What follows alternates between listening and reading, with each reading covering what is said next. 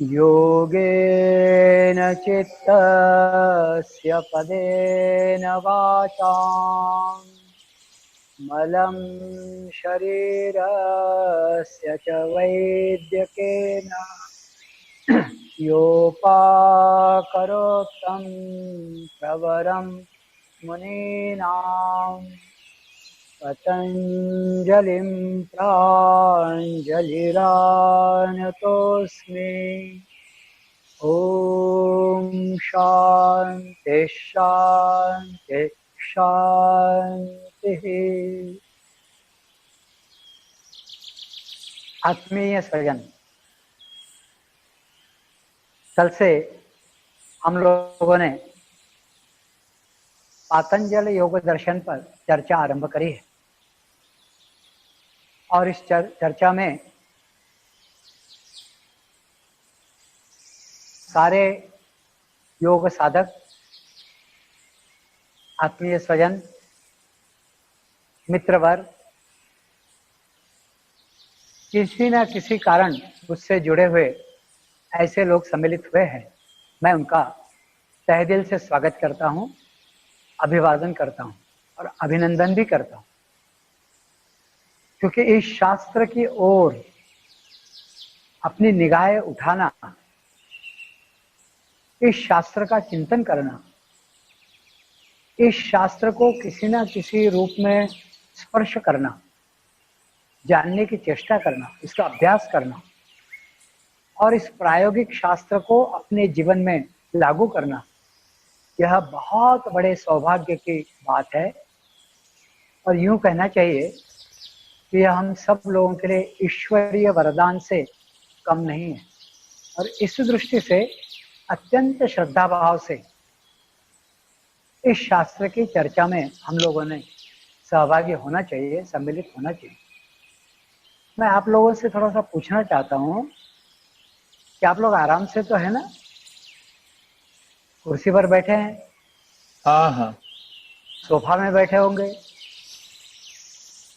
पलंग पर बैठे होंगे, नीचे जमीन पर बैठे होंगे, दरी पर बैठे होंगे, गद्दी पर बैठे होंगे, कुछ हम में से लेटे भी होंगे। और आप में से हर कोई उत्तर तो यही देने वाला है जो अभी मैं सुन नहीं पा रहा हूं, किंतु उत्तर तो यही होगा कि हम आराम से है।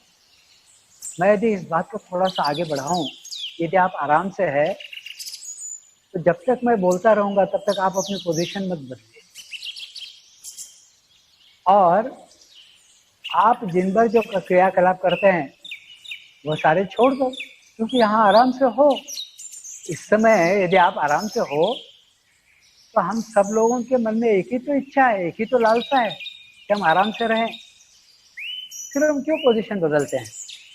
पैर आगे के पीछे करते हैं, पीठ झुकी हुई है तो सीधी कर लेते हैं, सीधी है तो झुका लेते हैं, कहीं नाक पर खुजा लेते हैं, कहीं गाल पर खुजा लेते हैं, कहीं खुजा लेते हैं, कहीं टेढ़ा मेढ़ा हो जाते हैं, कहीं कुछ करते हैं, कहीं इधर देख लेते हैं, कहीं उधर देख लेते हैं। यदि हम खुश है, यदि हम वास्तव में आराम से है तो हम ये पोजीशन चेंज क्यों करते हैं?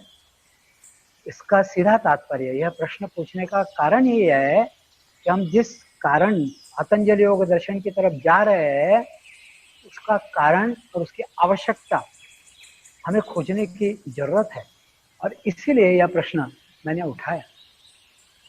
यह कहा गया, जैसे कल हम लोग इसकी चर्चा कर रहे थे, इसका अधिकारी कौन? तो इस शास्त्र को जानने का अधिकारी वह व्यक्ति है जो त्रितापों से भयंकर परेशान है, ऊब गया है, ऊब चुका है, जो अधिदैविक, अधिदैहिक और आध्यात्मिक इन तीनों तापों से बिल्कुल चकनाचूर हो गया, परेशान हो गया। उसको ऐसा लग रहा है कि इससे बाहर निकले, छटपटाहट हो रही है उसके अंदर। ऐसी जो स्थिति है इन तीनों तापों से बाहर निकलने की, उस व्यक्ति को कहा गया है मुमुक्षु। जो बाहरी वातावरण से, बाहरी बातों से परेशान है, जो सुख के साधनों का आस्वाद तो ले चुका है लेकिन उससे उसको सुख नहीं मिला, कुछ देर के लिए मिला लेकिन वह सुख भी उसको पुनः दुख की तरफ ले गया। ऐसी जिसकी स्थिति बनी, जो शरीर से स्वस्थ है, जिसका बाहरी वातावरण ठीक ठाक है, जो इसकी जानकारी जुटाना चाहता है, जिसके अंदर विश्वास है, श्रद्धा है, वह इसका अधिकारी है। किसी प्रकार का कोई अनारोग्य, कोई बीमारी, कोई व्याधि जिसके अंदर नहीं है, ऐसा व्यक्ति जो देश, काल, समय, आरोग्य आदि से बिल्कुल विचलित होने वाला नहीं है, प्रभावित नहीं है, ऐसा व्यक्ति इसका अधिकारी है, यह कहा गया है। लेकिन ऐसा होने के बाद भी, यह सारा कुछ प्राप्त होने के बाद भी हमारे अंदर एक विचलन सा रहता है, हमारे अंदर एक हलचल सी रहती है। हमें ऐसा लगता है कि यह और चाहिए, यह और मिलेगा तो शायद हम और सुखी होंगे। यह जो मिला अब तक, इसके कारण पूरा सुख नहीं है, और थोड़ा सा मिल जाए तो सुख। अरे ये जो मिला था ये थोड़ी देर टिका, ये ज्यादा देर रहा ही नहीं, तो इसको पुनः प्राप्त करें और अधिक मिले। मतलब निरंतर चाहना हमारे अंदर रहती ही है। यह बात गड़बड़ की है। इसी बात को दुरुस्त करने के लिए मैंने आपके सामने ये जो पहला प्रश्न उठाया, क्या आप आराम से हो? यदि आपका उत्तर हाँ है तो मैं आप सबका ध्यान इस बात की तरफ आकर्षित करना चाहता हूं कि हम जिस परिस्थिति में हैं, क्या उस परिस्थिति में हम स्वस्थ है? क्या उस परिस्थिति में हम सुखी है? क्या उस परिस्थिति में हमें चैन है? क्या उस परिस्थिति में हम संतोष में है, समाधान में है? क्या उस परिस्थिति में हम आनंद से है? क्या अभी हमारे अंदर और चाहना नहीं बची है? यह झांकने की अंदर आवश्यकता है, देखने की आवश्यकता है। योग साथियों, भारत के ये जो जीवन के 6 दर्शन है, आदर्शभूत 6 दर्शन, जिनको कल कहा गया था पूर्व मीमांसा, उत्तर मीमांसा, न्याय, वैशेषिक, सांख्य और योग, ये 6 दर्शन एक ही बात की तरफ इंगित करते हैं, एक ही बात। यदि इन 6 दर्शनों को, सभी 18 पुराणों को, सारे 110 उपनिषदों को, सारे भाष्यों को यदि एक कोलू में डाल दें और उस कोलू से तेल रूपी या आटा रूपी जो द्रव्य निकलेगा वह एक ही होगा, और वह है दुख निवृत्ति सुख प्राप्तिश्च। दुख से निवृत्त होना और सुख को प्राप्त करना, यही हमारे जीवन की आंतरिक प्रेरणा है। और यही इन 6 दर्शनों ने, उपनिषदों ने, वेदांत और वेदांग ने, या सारे पुराणों ने, महापुराणों ने, भाष्यों ने, इन्होंने सारा कुछ जो बताया, उसका जो निचोड़ है, जो मूलभूत सत्य, मूलभूत बात है, वह यही है कि हम सुख चाहते हैं, हमारे जीवन में दुख बिल्कुल नहीं चाहते हैं। और इसलिए योग में आगे चलकर विस्तार से उस पर बात करेंगे, लेकिन भूमिका में यह बात आपके सामने इसलिए रख रहा हूं कि योग में यह आया है, पतंजलि योग दर्शन के 2य पाद में इसकी चर्चा हुई। पतंजलि मुनि इस बात को उठाते हैं, वे कहते हैं हेय। हेय का मतलब होता है त्याज्य। हेय का मतलब होता है त्यागने योग्य, जिसको त्यागा जा सकता है, जो त्याग देना चाहिए, जो हमें नहीं चाहिए, वह जो है उसे हेय, ऐसा पातंजलि योग दर्शन या शास्त्र कहते हैं। हमें क्या नहीं चाहिए? तो हमें ऐसी परिस्थिति नहीं चाहिए कि जिस परिस्थिति के कारण हमारे जीवन में दुख उत्पन्न हो, क्योंकि दुख तो पहले ही है। हमें तो चाहिए सुख। उस सुख में जिस कारण बाधा पड़ती है वह सारे कारण दूर हो जाए और हम पूर्णतः सुखी हो, ऐसी कामना सबके अंदर रहते हैं। तो दुख कैसा है? त्याज्य है, त्यागने योग्य है। तो हमारे यहाँ कहा गया है, शास्त्रों में कहा गया है, हेयम दुखम अनागतः। यह जो दुख है, हेयम दुखम अनागतः, अभी तक जो पिछले कर्म हमने किए उसका तो दुख भोगते रहे हैं, अभी वर्तमान में भी हम दुख भोग रहे हैं, लेकिन वह चला जाएगा, क्योंकि इस क्षण है, अगले क्षण वह नहीं है। लेकिन उस दुख का क्या करें जो आगे चलकर उत्पन्न होने वाला है? उस दिक्कत तो उस दुख की है कि जो आगे चलकर आने वाला है। हेयम दुखम, जो आगतम अनागतम आने वाला, उस दुख की व्यवस्था कर लो, वह दुख ना आए। इसलिए जो कुछ करना है वह है योग साधना। इसलिए योग साधना क्यों करना है? इसलिए पातंजलि योग दर्शन क्यों सुनना है? इसलिए अच्छे व्याख्यान क्यों सुनना है? इसलिए साधना क्यों करना है? इसलिए ध्यान धारणा क्यों करना है? इसलिए प्राणायाम क्यों करना है? इसलिए योगासन क्यों करना है? इसलिए मिताहारी क्यों होना है? इसलिए सुबह जल्दी क्यों उठना है? इसलिए बार बार हम कपड़े बदलते, ये करते, पोजीशन बदलते, ये सब नहीं क्यों करना है?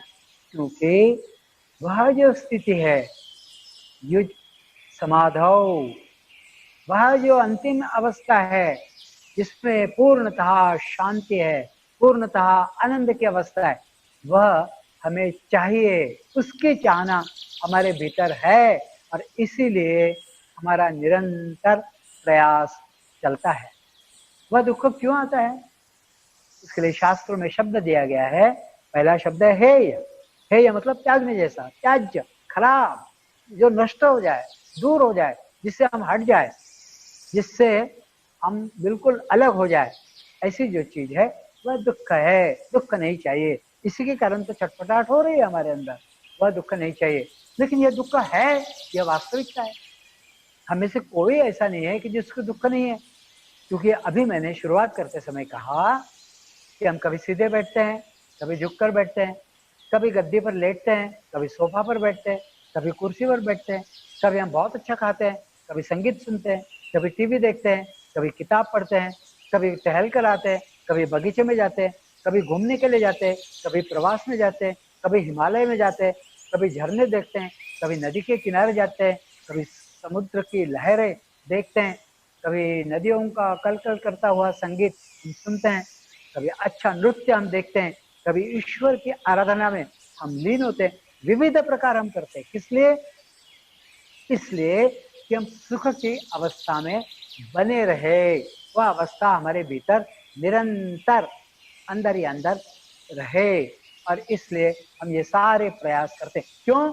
क्योंकि आज हम सुखी नहीं है, आज हम दुख में हैं। तो यह दुख है, यह बात तो निश्चित है। अब इस दुख का कोई ना कोई तो कारण होगा। क्यों है दुख? तो वहां पर शास्त्र में कहा गया है दुख हेतु। तो दुख का जो मूल कारण है वह है अविद्या, अविवेक। यह दुख का मूल कारण है। यह जो संसार है, ये जो सांसारिक वस्तु है, ये जो सांसारिक साधन है, इनके साथ हमारा जो संपर्क संबंध, या शास्त्रों में इस शब्द का उपयोग भी किया गया है संभोग, इसके साथ हमारा जो संयोग होता है वह संयोग ही गलत है, वह संयोग अविवेकपूर्ण है। आज हमें जो अच्छा लग रहा है हो सकता है वह दुख में रूपांतरित हो जाए, इसकी संभावना है। और सामान्यतः ऐसा ही होता है। आज हमें पकौड़े अच्छे लग रहे हैं, हम खाते हैं, थोड़े ज्यादा खा लेते हैं, हम दुख में जाते हैं, पेट दर्द होता है, लूज मोशन हो जाते हैं, पेट में गैसेस होते हैं, पेट फूल जाता है, बड़ा अजीब अजीब सा फीलिंग मन में आता है। या हमें मिर्च खाना अच्छा लगता है, हम ज्यादा मिर्च खाते हैं, गड़बड़ हो जाती है। हम ज्यादा सोते हैं, शरीर में दर्द होता है। हम कोई चीज का ज्यादा उपयोग करते, ज्यादा टीवी, ज्यादा कंप्यूटर चलाते हैं तो हमारी आंखों में तकलीफ होती है।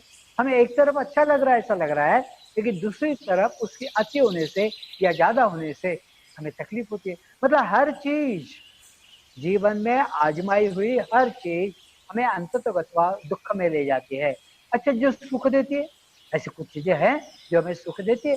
अच्छा संगीत सुनेंगे, अच्छा नृत्य देखेंगे, अच्छी कला देखेंगे, अच्छे झरने देखेंगे, हिमालय की ऊंची चोटियां देखेंगे, हमें सुख होता है। लेकिन वह सुख भी कभी ना कभी दुख में रूपांतरित होता है। फिर उस सुख की चाहना भी रहती है कि फिर से वो सुख मिले, और वह यदि नहीं मिला तो फिर वितृष्णा, भयंकर वितृष्णा, भयंकर निराशा घर कर जाती है। इसलिए राग और द्वेष दोनों ही एक ही पहलू के दो अंग है, एक ही सिक्के के दो आयाम है। एक तरफ राग है, आसक्ति है, सुख है ऐसा लगता है, तो दूसरी तरफ दुख है, दूसरी तरफ हमारे जीवन में निराशा है। इसलिए हम ऐसा कुछ करें कि जिसके कारण हम उसके साथ जुड़ भी नहीं पाए और साथ ही हमारे अंदर राग या द्वेष उत्पन्न ही न हो। जैसे धूप के साथ छांव होती है, दिन के साथ रात होती है, ऐसा ही सुख के साथ दुख भी रहता है। इसलिए ऐसी कोई अवस्था है क्या कि जिस अवस्था में दुख है ही नहीं? शास्त्र कहते हैं हाँ है। तो पहला तो दुख है, यह स्थिति है, यह वास्तविकता है, और यह दुख त्याज्य है, यह दुख त्याज्य है। तो है यह हेतु, इस दुख का कारण भी है। और फिर हान नाम की ऐसी एक स्थिति है, यह हान जो है, यह है वास्तव में सुख का निधान, आनंद का स्थान। आत्मा रामो भवति आनंदो भवति मूका स्वादनम। जहां पर कोई गूंगा यदि गुड़ खा लेता है तो उसका वर्णन नहीं कर सकता, ऐसी जो अवस्था बनती है, आत्मा रामो भवति आनंदो भवति, यह जो स्थिति है, यह अनंत की स्थिति है। इस स्थिति को हान ऐसा कहा है। और यह स्थिति किसी वस्तु से, किसी साधन से, किसी बाह्य परिस्थिति से निर्मित नहीं होती है, वह कैसे आंतरिक है देखेंगे आगे चलकर। क्या स्थिति को लाने का कोई उपाय है? शास्त्र इसके लिए शब्द देते हैं हानोपाय। तो देखिए 4 स्थितियां बनी। पहली हेय दुख है, त्याज्य है, त्यागने योग्य। हेय हेतु, वह जो त्यागने योग्य दुख है जो आने वाला है, उसका कोई ना कोई कारण है। हमने ऐसा कुछ किया है अपने जीवन में कि जिसके कारण दुख आने वाला है। अभी तक जो आया वह तो चला गया, जो अभी वर्तमान में है वह भी चला जाएगा अगले क्षण, लेकिन जो आने की संभावना है आगे, उसको ही हम मूल रूप से उस पर कुठाराघात करके ऐसा कुछ अपने जीवन में कर ले कि वह दुख आए ही ना। तो ऐसी स्थिति कोई हो सकती है कि जहाँ दुख का कोई लवलेश नहीं है, यत्किंचित दुख नहीं है, जरा भी दुख नहीं है, कोई संभावना नहीं है दुख की। हाँ, शास्त्र कहते हैं वह जो हानि की स्थिति है वह आ सकती है, उसका उपाय है, उसे कहते हैं हानोपाय। तो 4 स्थितियां, हेय, हेय हेतु, हान और हानोपाय उसका उपाय है, उसका मार्ग है। शास्त्र उसका उपाय है। यह जो पतंजलि मुनि ने हमें जो मार्ग दिया है, यह सांख्य योग का, यह उस ज्ञान के भंडार का, यह जो प्रायोगिक रूप है, यह प्रायोगिक रूप उसका उपाय है। अविद्या से विरत होना, अविद्या से दूर होना, अज्ञान से दूर होना और ज्ञान के भंडार की तरफ जाना और विवेक अपने जीवन में उत्पन्न होना, यही हानोपाय है और यही योग का मार्ग है, जो अंततः समाधि से गुजरता हुआ युज समाधो, जो जुड़ता है किससे? अपने आप से। अपने आप से जुड़कर जब हमें वह उस आनंद के क्षेत्र के साथ जोड़ता है, वह यह मार्ग है। इसलिए इसे हानोपाय ऐसा कहा गया है। इसलिए यह पातंजलि योग दर्शन यह हानोपाय है। इसको सुनना, इसको आत्मसात करना, इसको अपने जीवन में लागू करना, या कुछ समय, कुछ क्षण हम शांति से बैठे, यह उसका मार्ग है। ध्यान की प्रक्रिया उसका मार्ग है। समाधि की अवस्था उसका मार्ग है। युज समाधो, युज का मतलब होता है युक्ति, या युज का मतलब होता है जोड़ना, योकिंग, ज्वाइनिंग, इंटरमिंगलिंग। किसके साथ? तो अपने साथ। तो योग कह रहा है कि अपने साथ जुड़ो। अभी हम बाहर की वस्तुओं को मूल्यवान बना रहे हैं। बाहर की वस्तुएं, उदाहरण के लिए कभी हम बाहर जाते हैं, थोड़ा जल्दबाजी में रहते हैं, कभी कभी मोबाइल घर में छूट जाता है। जब उस स्थान तक पर हम पहुंचते हैं, अरे मोबाइल रह गया, अरे मोबाइल नहीं है, अरे मोबाइल नहीं, अब कैसे होगा? और हमें ऐसा लगता है कि हमारे शरीर का कोई अंग घर में छूट गया है, रह गया है। वह होता तो मैं पूर्ण होता, वह नहीं है तो मैं अपूर्ण हूँ। ऐसी एक स्थिति हम सब लोगों के अंदर होती है, और यहीं पर अपने को बचने की आवश्यकता है। इसके अभ्यास करने की आवश्यकता है, अभ्यास डालने की आवश्यकता है। इसे ही हानोपाय पतंजलि मुनि, महामुनि कहते हैं।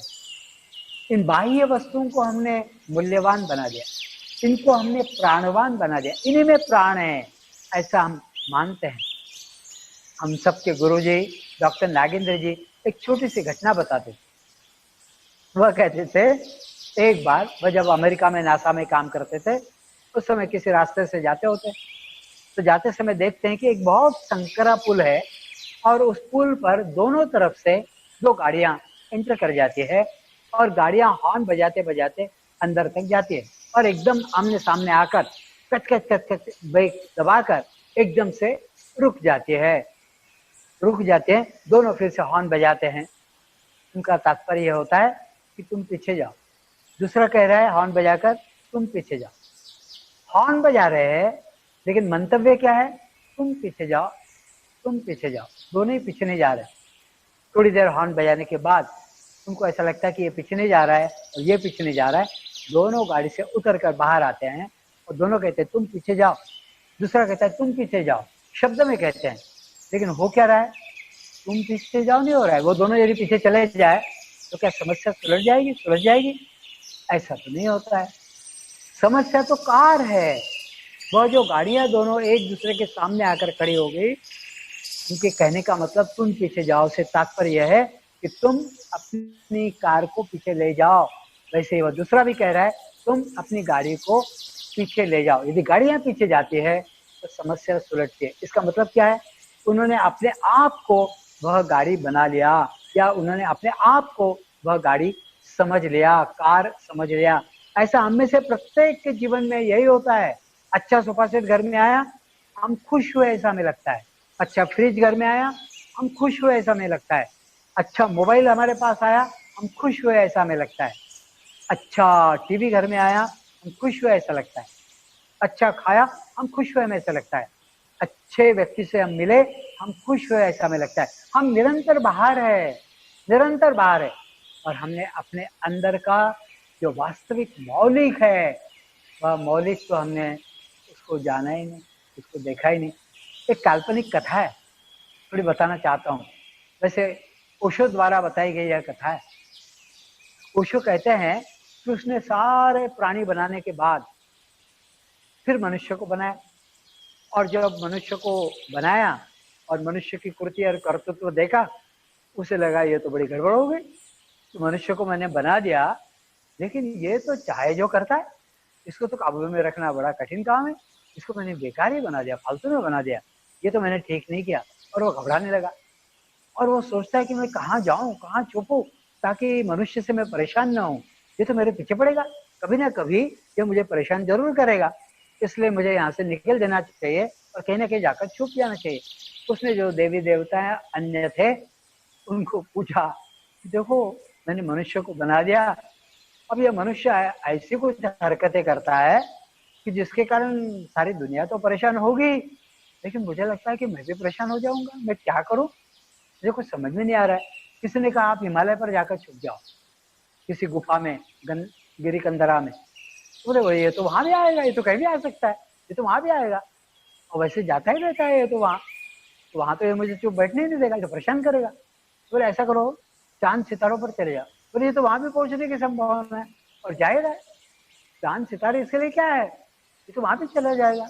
वहां भी मैं परेशान हो जाऊंगा, मैं क्या करूं, मुझे कुछ समझ में नहीं आ रहा। क्या मैं समुद्र के नीचे जाऊं कि क्या? तो समुद्र के नीचे भी अंडर वाटर सारी चीजें शुरू हो गई। तो कहने का तात्पर्य है कि भगवान को, परमेश्वर को, जिसने मनुष्य को बनाया, उसको यह समझ में नहीं आया कि अब मैं क्या करूं।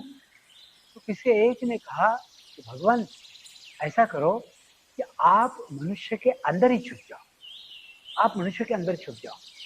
बोले हाँ ये ठीक है। तो ये तो बाह्य चीजों के कारण, बाह्य वस्तुओं के कारण, सुख साधनों के कारण निरंतर बाहर की तरफ दौड़ लगाता रहेगा और इसको कभी सूझेगा ही नहीं कि अंदर उतरना चाहिए, अंदर देखना चाहिए, और इसकी दृष्टि कभी अंदर आएगी ही नहीं। तो ये तो बाहर भागता रहेगा। तो मैं इसके अंदर बैठ जाता हूँ और बैठ वहां पर रहने के कारण जब मेरी तरफ कभी देखेगा नहीं, मुझे परेशान नहीं करेगा, तो मैं कभी परेशान होऊंगा ही नहीं। इसलिए मैं इसके अंदर छुप जाता हूँ। और कहते हैं कथा तो काल्पनिक है लेकिन बड़ी मार्मिक है कि भगवान हम सब के भीतर छुप गए। अब इतना मौलिक, इतना बड़ा खजाना, इतने मौक्तिक, इतने मोती, इतने रत्न, इतनी सारी चीजें उस भगवान के कारण, उस परमेश्वर के कारण, उस परमात्मा तत्व के कारण हमारे भीतर है, और हम बाह्य वस्तुओं को मूल्यवान बना रहे हैं और उस कारण हम दुखी है। यही है ये हेतु। और उसकी तरफ देखना, उसे समझना, उसे जानना, उसका गुणगान करना, उसकी प्रचिति करना, और उसके लिए थोड़ा सा चुप बैठकर भीतर उतरना, ताकि वह जो भीतर का खजाना है, वह जो नीति निधि है, वह जो मूल्यवान है, वह जो दयाघन प्रेम स्वरूप आत्मा रामो भवती, जिसके कारण हो सकता है वह जो स्थिति है, वह तो हमारे विचार के परे की स्थिति है। और इसलिए वह हानि का उपाय है।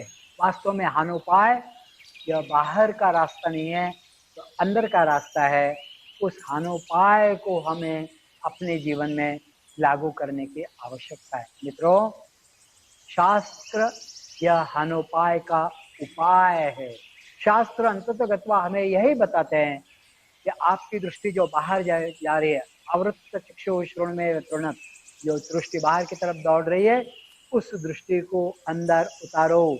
इन चक्षुओं को जैसे बाहर की तरफ ये देख रहे हैं, इनको अंदर मोड़ो। यह कान जो बाहर के सुनना चाहते हैं, उनको भीतर मोड़ो। यह नाक जो बाहर की सुगंध लेना चाहते हैं, उसको भीतर मोड़ो। यह जिह्वा जो बाहर की वस्तु का स्वाद लेना चाहते हैं, इसको भीतर मोड़ो।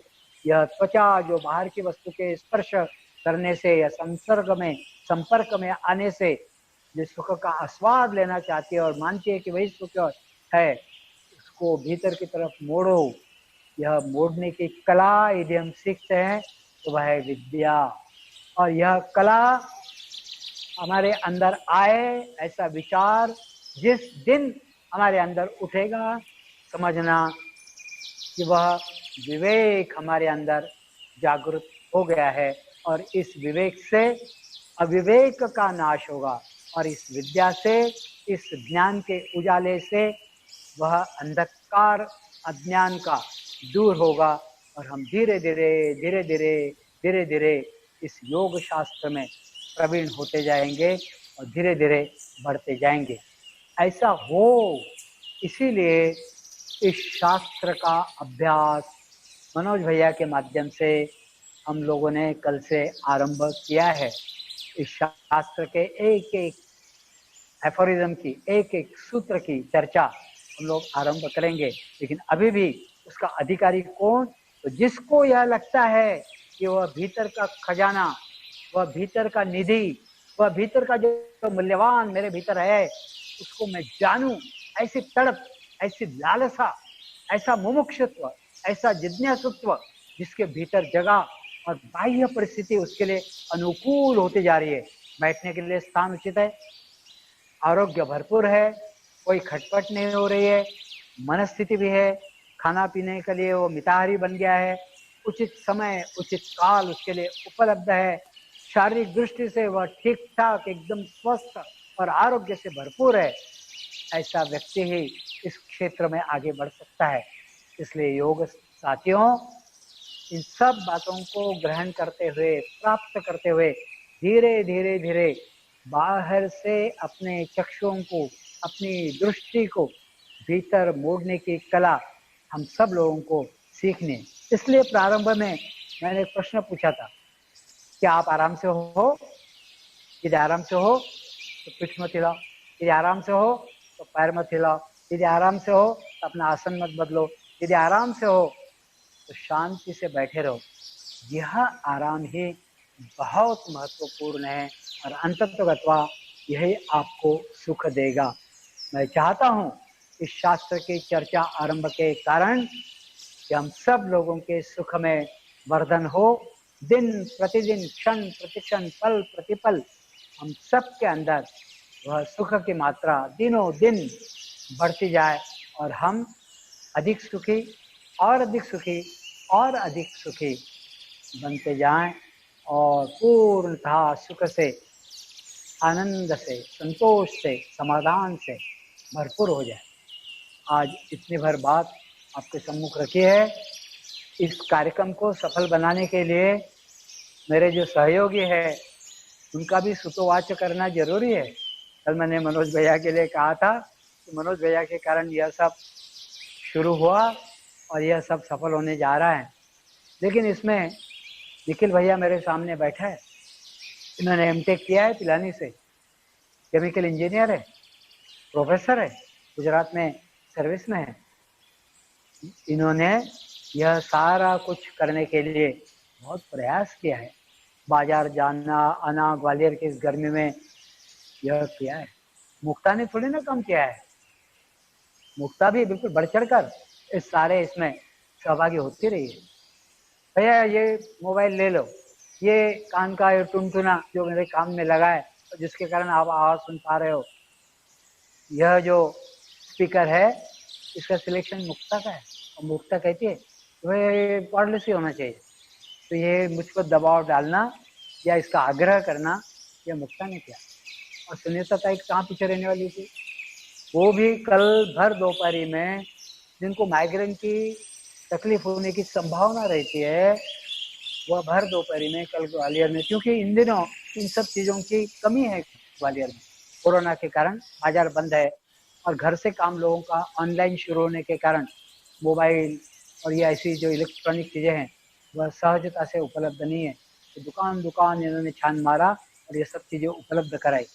इसलिए हृदय से इन लोगों को धन्यवाद और इनके कारण यह कार्यक्रम सफलता से आप तक पहुंचाया जा रहा है, इसलिए इनको साधुवाद। युवा साथियों, योग साथियों, आज का कार्यक्रम यहाँ समाप्त करते प्रार्थना से। नमस्ते।